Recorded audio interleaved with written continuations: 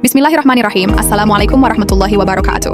Sahabat cahaya pengetahuan, tahukah kamu kisah seorang profesor dunia asal Kanada sang ahli embriologi yang menulis buku teks kedokteran untuk mahasiswa di seluruh dunia? Ia menemukan bahwa apa yang ia teliti selama puluhan tahun ternyata sudah tertulis 1400 tahun yang lalu dalam Al-Quran. Inilah kisah nyata Profesor Kit Leon Moore, ilmuwan besar dari Kanada yang akhirnya beriman karena keajaiban wahyu Allah.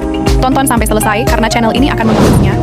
Dan ucapkan Bismillahirrahmanirrahim agar ilmu ini berkah dan bermanfaat bagi kamu. Dan silahkan klik subscribe, like, dan nyalakan notifikasi channel ini agar kamu selalu mendapatkan ilmu yang bermanfaat dari channel ini. Terima kasih. Kit Leon Moore adalah seorang pakar embriologi, ilmu yang mempelajari proses perkembangan janin manusia. Ia juga adalah seorang profesor di divisi anatomi di Fakultas Bedah di Universitas Toronto, Ontario, Kanada.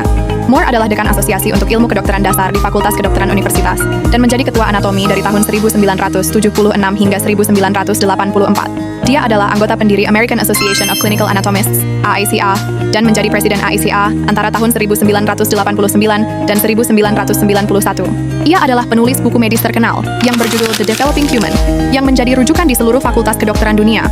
Pada suatu konferensi ilmiah di Arab Saudi pada tahun 1980-an, Profesor Moore diajak oleh para ilmuwan muslim untuk melihat ayat-ayat Al-Quran yang menjelaskan proses penciptaan manusia. Salah satunya adalah dalam surat Al-Mu'minun ayat 12-14. Allah berfirman, yang artinya, "Dan sesungguhnya kami telah menciptakan manusia dari suatu saripati yang berasal dari tanah, kemudian kami jadikan saripati itu air mani yang disimpan dalam tempat kokoh, yaitu rahim. Kemudian air mani itu kami jadikan segumpal darah, alaqah. Lalu segumpal darah itu kami jadikan segumpal daging, mudghah. Dan segumpal daging itu kami jadikan tulang belulang. Lalu tulang belulang itu kami bungkus dengan daging. Kemudian kami jadikan dia makhluk yang berbentuk lain.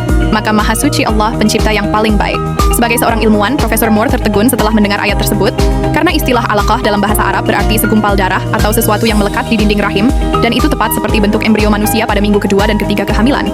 Lebih mengejutkan lagi, istilah mudghah berarti sesuatu seperti daging yang dikunyah, yang persis menggambarkan bentuk janin yang mulai membentuk tulang belakang dan otot.